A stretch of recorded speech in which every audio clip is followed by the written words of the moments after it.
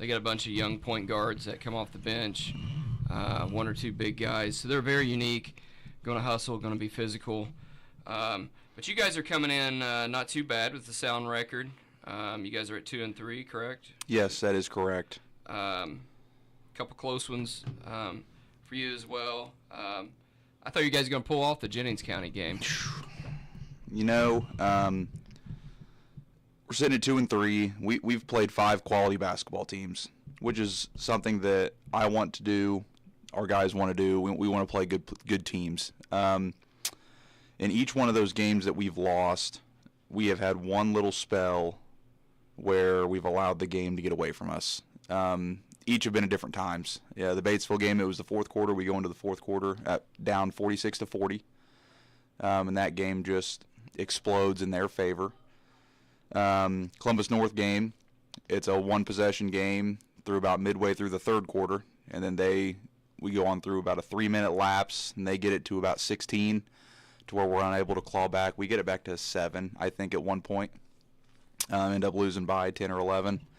And then Jennings, we get down 26 or 28 at one point. Yeah, battled back. And battled all the way back and got it to down 7 with the basketball with about 5 minutes to go in the game. So, you know, we have spells where we are really, really good, and then we have spells where we just, I think, kind of check out or compound a couple mistakes, and then the other team capitalizes, and then it almost deflates us a little bit. But man, we're right there. Not panic mode or anything, like you said. We're 2-3. We've played 5 good basketball teams. But you know, if there's one thing I want my guys to know going into tonight, it's Franklin County is not going to go away. They're on their home floor. It's a conference game. They're extremely well coached. Coach Foster does a great job. And it's going to be a dogfight. Yeah, and that's going to be, I'll use the word passionate. They have very passionate fans. Mm-hmm. So that's a very loud place. I think that's something that sometimes people underestimate, and we talk all the time on here about the environment making an impact on the teams. That's a very loud place. It is, and it's a hard place to play. I know I can speak on Greensburg teams that I've been a part of. I've been a part of a lot, both as a player and as a coach at various levels. And not very often have I been a part of a Greensburg team that's gone in there and played well. Even the teams that I was on when I was in high school, we were mega talented. It's a place that, you know, I'm hoping tonight that we're able to break that streak and go in and just play our game, play well. Yeah, and I'm going to backtrack for a minute, and we were talking about I don't like to look ahead. I say that all the time. So I'm going to look back. Your schedule is sitting at 2-3, but like you said, the teams you have played are quality teams. Mm-hmm. And you've been there in those games for the most part, mm-hmm. you know. So let's talk about, again, get away from the score. What's some improvements and some growths you're seeing right now? We play incredibly hard. That's great. And that's not anything that I've really had to worry about. I've always got 5 guys and guys coming off the bench that are going to come in and play hard. That's a given, and I love that. We've had a little bit of trouble on the glass here in the last week or two, and I'll attribute part of that to the teams that we've played have just been grown men. You know, Columbus North and Jennings County, you can look at them on paper and see, yeah, they've got some size. When you see them face to face, you're like, man, these are grown men we're going up against, but they're not going to be the only teams like that. Yeah, and Jennings, that's one of the better teams I've seen from Jennings County in a while. They're going through a really good period right now of talented kids, big kids, strong kids. They're extremely senior led. I want to say, and their starting lineup, they started 4 seniors. It might have been 5, but they're experienced, they're strong. They're, unfortunately for them, they are, I think, in their 4th coach in 4 years. But they have Coach Reitzman now, who's been around the block. He was at South Ripley for a long time, then at Switz for a long time. I think he's coached a little bit at the college level. So he's extremely polished and does his thing. He was running the same stuff that he ran when I was in high school, and he was at South Ripley. And he runs it, and they run it well, and he's got the guys to form a really good team. You mentioned seniors. Let's talk about your seniors and their growth and leadership so far. Yeah, all three of my seniors bring something different to the table. I've got three of them. Ethan Smith, who has the most experience of the three in varsity sports in general. He's our captain. He's someone that rarely comes off the floor because of what he brings. He's not one that's going to light up the stat sheet from a scoring standpoint or a rebounding standpoint or anything like that, but he's going to guard the other team's best player most nights. He's going to be able to pressure in the full court 9 times out of 10, depending upon who we're playing. He's extremely unselfish, and, man, he wants to win so bad. We've got Jonah Helmick, who a little bit different. Ethan Smith's 5'10", Jonah Helmick's 6'10", and he has really grown in his aggressiveness. He was a little bit passive last year, first year of varsity basketball, obviously a little bit of nerves. Yeah. But he is so much more aggressive and so much more comfortable in the game, in the lane. Really, really improved as a rim protector.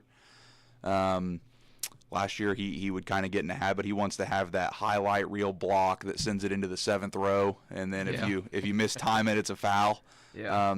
He's gotten away from that to where he's just staying big, staying tall, making guys score over him, and it's really, really challenging for teams to score on him. And then Hayden Ramsey, who he's just got another level of toughness.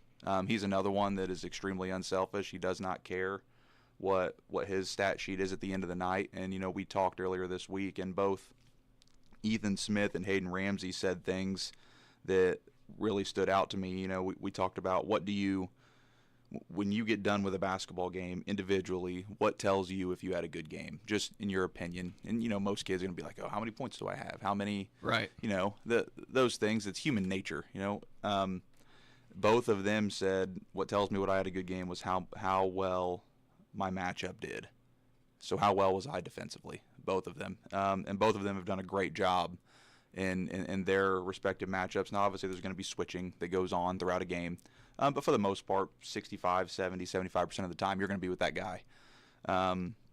In one game that I was incredibly proud of Hayden Ramsey, was the Columbus North game. We scrimmaged them, and Hayden got the match of a kid that scored about 26 on us in the scrimmage. Just lit it up, and we had no answer for him, and we put Hayden on him, and he was, I want to say he had 5 or 6 points. Hayden just did a great job. Nothing extra, but just he took that challenge to heart, and that's great to see when you have guys on your team that can take something like that to heart and not worry about what their scoring is. Yeah, and that's something that you need because your younger players are going to see that. Mm-hmm. And that stat sheet doesn't always matter, that you can be a role player or you can be a defensive player and not contribute 30 points a game and still be a factor. Mm-hmm. Absolutely. Let's talk underclassmen. Who you seeing growth from? Who's stepping it up? Every single guy on my team has had glimpses of greatness. I'll go through my juniors. Logan Simpson, Andrew Bowman, Jacoby Miller, Zayden Miller, and Bryson Chilton. Logan Simpson is our point guard. He has probably been, along with Ethan Smith, the most steady that we've had. He and Ethan both, they handle the ball the most out of anybody on our team, and both of them, Logan especially, because he's always the one bringing the ball up the floor, sometimes under a ton of pressure. And those two have the least amount of turnovers on our team, which is amazing. It's kind of like in baseball. If you have a shortstop that has the least amount of errors, they're getting the most attempts, they're getting the most opportunities to make the mistake. Right, and that's important because now you can run your offense. Absolutely, and they're not. Logan's also shooting the ball incredibly well right now, which I hope continues for him and for us. We go to Jacoby Miller. Jacoby is extremely talented offensively, especially. He's about 6'3". He's gotten a lot stronger. He dealt with some injuries last year, but he's gotten incredibly stronger in that sense. And he's when he gets it going, he can get it going. He's one of the guys that a lot of teams put a lot of focus on when we come into the gym. Hey, where's number 30? Where's number 30? Find number 30. And I think trying to deal with that is has been a struggle at times, being the focal point and how to handle that. I think he's forced a couple things, but I mean, that's going to happen, and he's going to grow out of that, and he's going to continue to be really, really good. He's also someone that's improved defensively, just with his length and his strength. Andrew Bowman is another one who has improved greatly. He's kind of had a roller coaster. Against North Decatur, I think he has 20. Then we go to Newcastle, and he has 5. Batesville, he has 5 or 6. Columbus North, he has 24.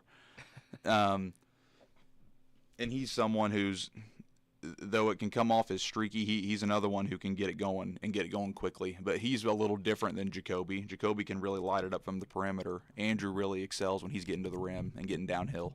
And I think he's starting to realize that. He will at times step out and settle for a couple threes that, yes, he can make them, but that's not his game per se. When he's getting downhill and getting to the rim, he's a real force. And I think he's starting to see that and take pride in that. Like, I don't need to settle for a 3. I'll just go get to the rim, score, get fouled here. Zayden Miller. Zayden Miller is a type of player that every coach would love. He brings so much energy. When you look at him, he's about 6'1 or 6'2", 130 or 140 pounds. And he plays a big on our team. He's a underneath post player, and he guards and he gets his hands on the basketball more than anybody I've ever seen.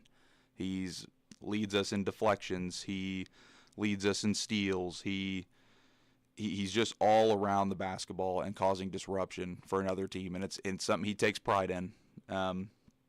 He hits a big 3 against Batesville to end the first quarter to put us up, I think, 2. And he's all pumped up. And sure enough, if you know him, I knew immediately he was going to let me know about that. Like, hey, I just ran this in. Why don't we start? And he means it as a joke, but that's the type of kid that he is. He takes a whole lot of pride in being disruptive defensively and getting on the rebounding glass. And then Bryson Chilton. Bryson has been one that's played predominantly JV. I quarter him just in case I need him in the varsity game. And he came in Jennings County, and he really, really played well. He's another one that excels defensively. He's quick. He's strong, really strong. And he's got some grit to him. He's one that he does not care who's on the other side of the floor, on the other side of the bench as him. He's going to give you everything that he has. And that's a great thing to see. And I'm really, really excited about him for that. It's nice for me to be able to bring someone like that off the bench. Yeah, it's nice it's a motivator. You get a kid to come out and that needs a breather, and you put him in there. Not only can he fill the role, he can sustain it. Mm-hmm. It's that old adage, coach gives you 2 minutes, give him a reason for 3 more. Yep, right? Absolutely. And then, we continue on. I also bring a sophomore off the bench in Max Buning. Max Buning is another one who's in the same ballpark as Jacoby. He's pretty skilled. And scoring it is his thing. He can score the basketball at all 3 levels. He's about 6'2". He's gotten a lot stronger just as he's grown. He's 15 or 16 years old, so he's only going to get taller and only going to get stronger. Yeah. And he's another one. This is his first year in varsity basketball, so there's going to be some growing pains there. And just the speed of the game, not necessarily anything that he's done. The speed and the physicality of the game, it's way different than last year in JV, and then before that in 8th grade. So I'm incredibly excited about his growth and how he's going to do. He's kind of battled some illness this week, right at finals time, which, as good of a student as he is, I know stresses him out. Yeah. But he was able to come back yesterday and feeling a whole lot better. So that was a weight lifted off my shoulders, not having to know I'm going into Franklin County without Max. Yeah. And it's one of those things where, like, I don't want to be like looking at just record but you take all these roles and you put them together, you're only 5 games into the season. Mm-hmm. 5 more games, it's going to start clicking. 10 more games, we're getting closer to sectional time. Absolutely. And that's what we build for. We talk all summer, all fall, into our first couple weeks leading into the North Decatur game. We are building to, number 1, defend our conference title. We won the conference last year. Mm-hmm. But also to win a sectional title. That's what we're building for. Yes, the games, every single game matters leading up to that point, but you want to be playing your best basketball at the end of February. Right. and we're gonna get there. Let's talk health wise. I know you said that Buning was battling an illness. For the most part, everybody else pretty healthy. No sprains, no strains, no nothing. Which is awesome to hear. Yeah, it is. I'll be honest. Usually I ask that question and it's a couple iffies and maybe one out. Just seems like there's been a couple teams in the area that's been hit by the injury bug. And you just never know. That was us last year, right at the time that I said you wanted to be playing well. It hit us in mid-February. And I feel bad for any team that has to go through that, but it's part of the game, Yeah, especially, like I said, 5 games from now you start clicking and gelling together, and 10 games from now you're ready for sectional. And then when you got, I don't want to say a whole group of role players, but when you get those role players and they go down or your scorer goes down, like you said, you got a young player that's or a couple young players that have to step up, and that's new to them. And now you're late in the season dealing with the, drinking from a fire hose, so to speak, and they're learning quick. Yes, they are. They are. I don't want to talk too much more about it because I feel like we might speak injury into existence. Yeah, let's don't do that. I don't want that for any program. We've been incredibly blessed so far to just the only thing we've had is Max missing one day because he wasn't feeling very good, and it was a one-day thing, and then he's back. So if I can say that's the worst that we've had, that's pretty good. Yeah, it is. But something else is athletes are built different, I think, these days. You hear a lot more about diet, and they're finally understanding how to take care of your body. They're not all broken down like us sitting here on the radio. Right. But they know how to take care of it, and I've heard players, I got to stretch, and it's good to hear that. It's good that they're starting to see I need to do these things to take care of my body to last. Absolutely. And you mentioned the stretching part. I have 3 guys especially, Jacoby Miller, Max Buning, and Andrew Bowman, who before every game, you get to the gym, and whether you're home or away, and your whole program is just out there, JV and varsity, shooting around before the JV game. And those 3 are stretching most of that time. I know Max brings a foam roller. He has bands he's working with. He has Jacoby's sprawled out all over different shapes. And they take that to heart. And it's something that, yes, they take it to heart, but they also know it helps them, and they need that. So I know when I was a player, I didn't give a crap about stretching. I wanted to go out there and shoot a couple shots, screw around, kind of loosen myself up, and to see those 3 especially take that to heart. That's why they haven't been injured this year. That's got to attribute to it. They're taking care of their bodies. They're getting themselves ready for that game.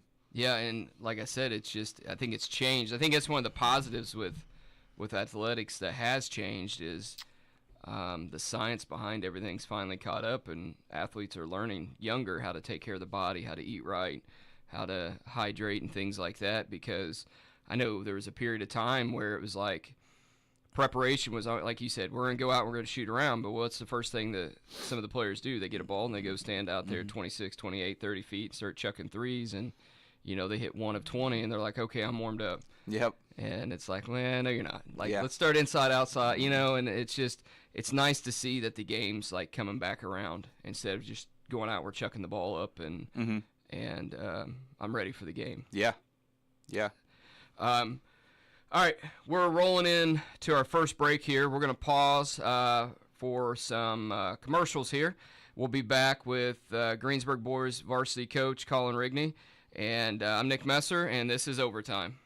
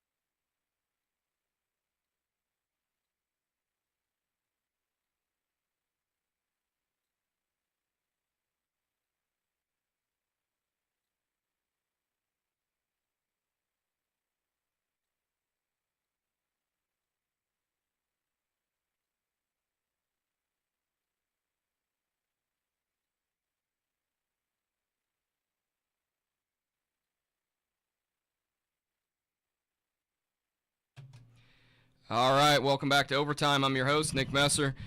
Again, joined in studio here by Greensburg boys varsity coach Colin Rigney. We'll jump right back in here.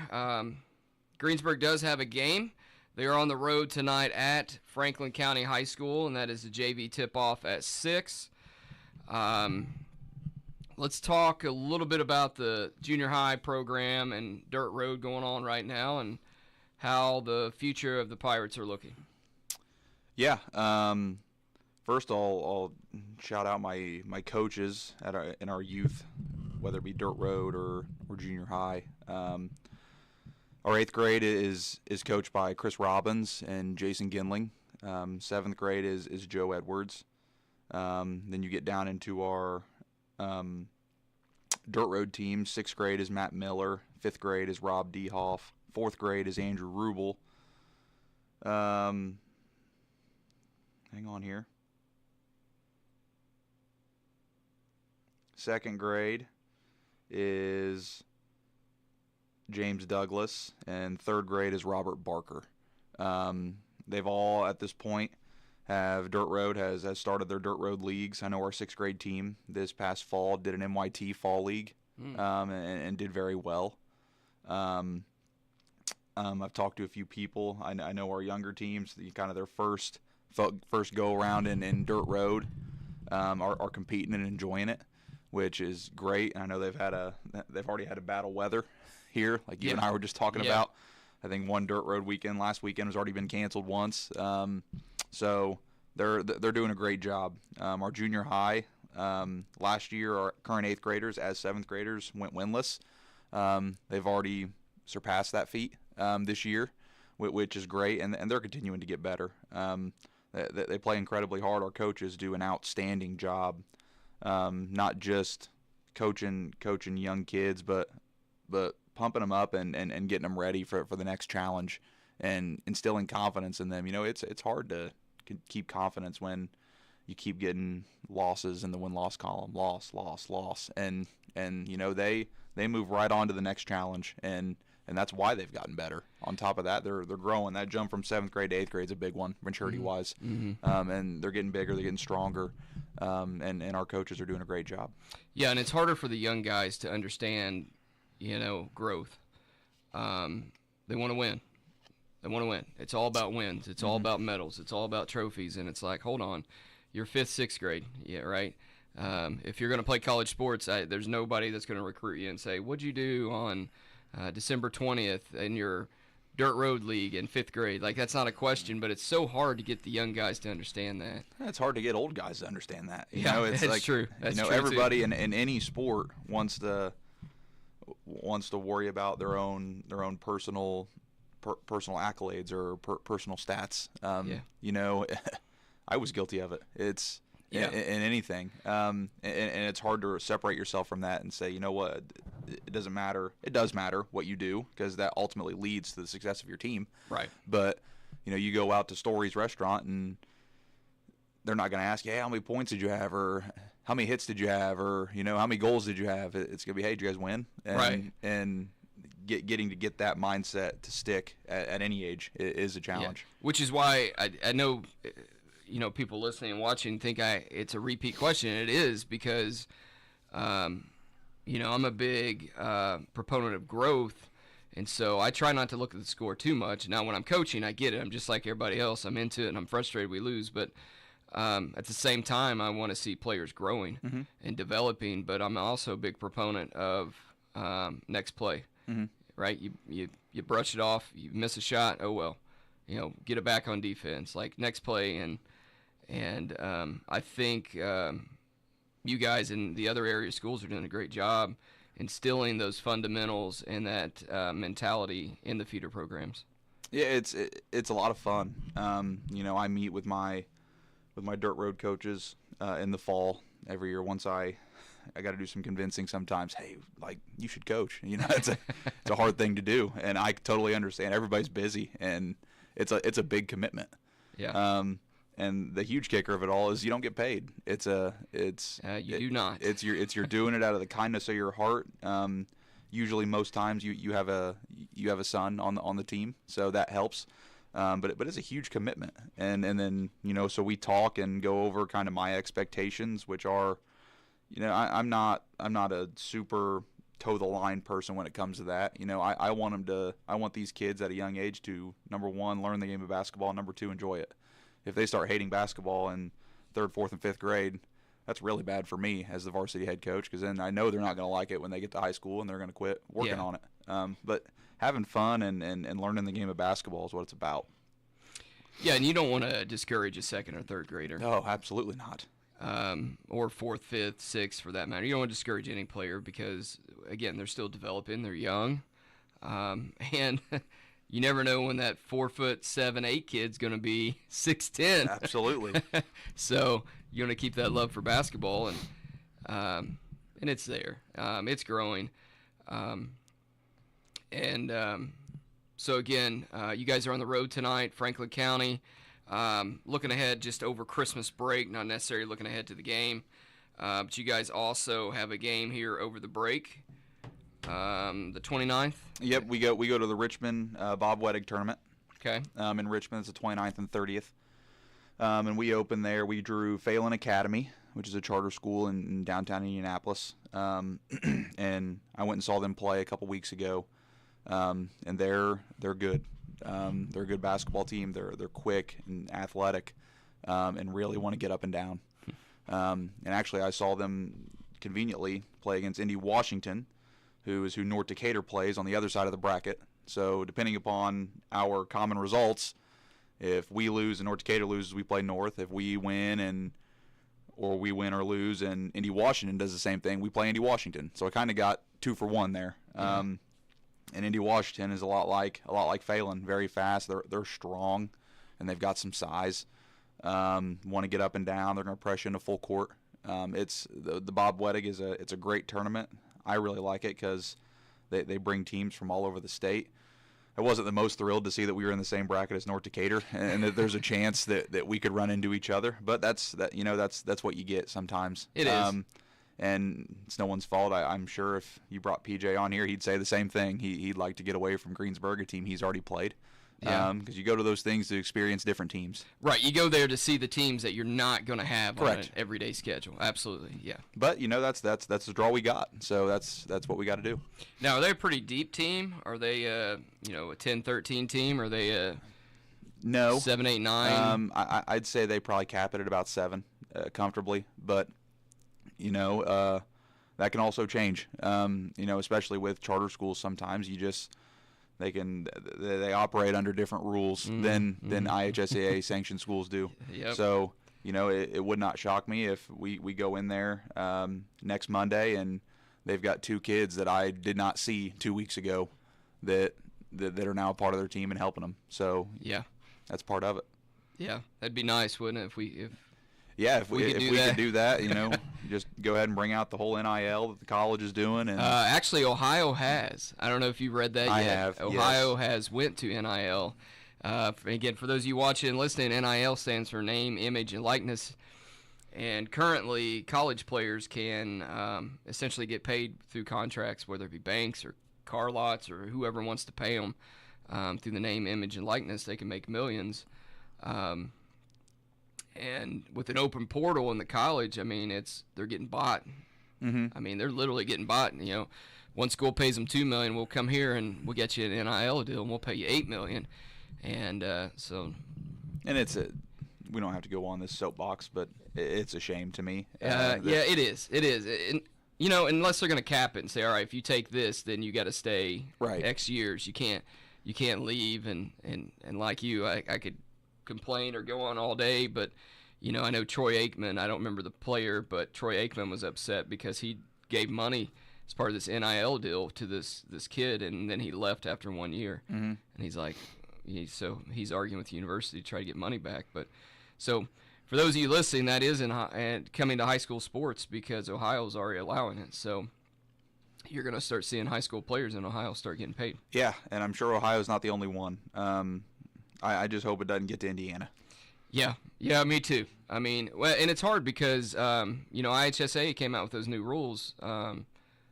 Last year was the first year? No, this year's the first year. This year's the first year. This year's the first year for the new rules. It's closer to an open portal. Essentially, you get one free transfer Right. prior to your senior year. If you do it your senior year, then you got to serve a 30-day suspension for any sport that you played the previous year. But then again, there's ways that people have transferred their senior year and not had to serve that suspension. And I don't know the ins and outs of that. I hope I don't have to deal with that. Yeah. But that's becoming part of all of the things that we gotta keep track of. Right. But the reason we get off on this tangent is because you are playing in a holiday tournament, the 29th and 30th, against some charter schools, and they do not have to follow the same rules as Greensburg in terms of IHSAA rules. So, again, just want to reiterate, they are on the road tonight at Franklin County High School, and that is a JV 6 o'clock start. We're closing in on our second segment here, so I will get quiet and stop asking questions, and I'll let Coach Rigney have his final take. But, before I get on to my final take, I do want to shout out our sponsors. I know I did this last time. Sponsors for Greensburg boys basketball this year, we are incredibly thankful for you and your support. Those sponsors are Schlimmer Home Goods, McCamick Construction, Greensburg Eye Care, O'Mara Foods, Levenstein's Abbey Carpet, Fleetwood Chevrolet, Taft Furniture, Bren's Insurance Group, Hamilton and Tebby Law, Acra Automotive, Tree City Brewing Company, Tarua, Artistry Wealth, Decatur County REMC, and Lowe's Pellets and Grain. So thank you to our sponsors this year. We appreciate your support more than you know. We're treating this. We're entering the conference season, kind of as our second of many seasons within a season, if that makes sense. Mm-hmm. You chop it up into 6-game segments, and that can make it go a little bit quicker, but it can tell you that we just have different segments throughout the year. We're opening our conference season. We're one team that's blessed. I'm going to call it blessed that we get to play a few games before we get our first conference game. Franklin County's one that doesn't get that luxury. I think they've already played 2. Correct. And that's tough when you don't get that wiggle room to get acclimated to things, and you're jumping right into conference play. So the start of our second season starts tonight, and it's going to be a challenge. It's going to be a dogfight. Franklin County's a strong physical team, and on top of that, they've got some skill. So we've got to remove what has happened here recently in the last 10 days to 2 weeks, and flush that and go into Franklin County ready to compete and play hard. Just looking here while you were in your final take, 0-4 is what Max Prep has Franklin County, and 0-3 in the conference. 0-3, okay. Because they played Rushville, Lawrenceburg, and South Dearborn already. Yes, okay. So, but again, don't let that fool you. They're 0-4, but 3 of those they lost by 2. Yeah, they're a hungry team. I was at the Hagerstown game, which they had and ended up losing. They're in the game. It's a ruckus crowd, very passionate crowd, very tough place to play. So if you don't have anything going on and you're not, like me, going to be out late Christmas shopping, make the drive down to Brookville. Cheer on your Pirates. JV 6 o'clock start. Yep. Varsity usually tips off, give or take 7:30. Obviously, the rule of thumb. I do want to give a shout out here to Coach Simpson. Was unable to be on because they are preparing for their game later today. They travel. No, they're at home. They home tonight? I think so. That's what I'm showing. Sometimes the schedule's wrong on here. Home tonight against South Ripley. I'm showing a 3:30 start. I don't know if that's accurate or not. That sounds correct. But then again, I'm 100% of my focus is at Franklin County. And I apologize for not 100% knowing that. We work off a couple schedules, and it just seems like they never gel up. But of course, with all the snow days and all that compounding, making up games and everything. So the girls are home today against South Ripley. Looks like they also have a couple games during the winter break here. Looks like the 23rd, they're at Brownsburg. The 29th, home against Westfield, and Penn. It must be a tournament. And then the 30th, they have a game as well. And then on the 3rd, they're back home against Jennings County. So looks like a lot of games here over the break for the Lady Pirates. But again, they're home tonight against South Ripley. So maybe you can catch both. That's pretty close. It's not a bad drive. You're only 45-minute difference there. But just want to give a shout out to the Lady Pirates. Coach Jason Simpson obviously couldn't be on because of preparing for the game today, which happens. I don't have the wrestling schedule, but I think they were traveling to. They are in Jeffersonville right now as we speak. They're in Jeffersonville. They got finished with finals and immediately hit the road yesterday to go down there for a big tournament. So they're looking to compete hard today as well. And that's Coach. That's Coach Dave Brogan. Yep, Coach Dave Brogan. I do want to give a shout out to the wrestling team, and then also want to give out a shout out to the swimmers, and that's Coach Josh Hawkins, and what he's doing with that program has been amazing over the last several years now, in terms of really building up that swim program. Swimming's a lot different too. I mean, the schools that are in there, you're dealing with your Columbus East and your Columbus Norths, and where they're not even bulldogs, they're like bullfrogs or something. They have a whole new name for their swim team. But of course, everybody wants to be, but Carmel. I don't know if you've seen this, Coach. Carmel built a new pool up in their facility, and then they put glass, and so you can see the old pool through the new pool. Oh, wow.